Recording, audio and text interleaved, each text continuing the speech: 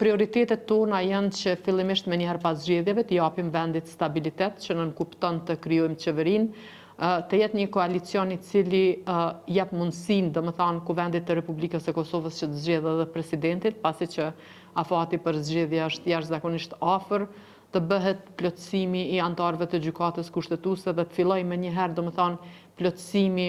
qoftë i bordeve, qoftë caktimi i kryeshefave në të gjitha agjencionet që flitet që dikun, domethënë sipas dhanave rreth 70% e tyre sot janë me ushtrues detyre, siç e thash, me afat të skaduar që nuk janë në gjendje të marrin asnjë vendim. Mandej natyrisht që do i rrekemi punës për implementimin e investimeve kapitale,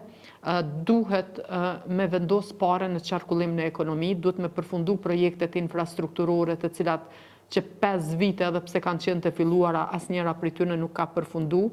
Ajo çka do të ndodhë në ditët e para të qeverisjes është rritja e pagave në sektorin publik, gjithashtu edhe rritja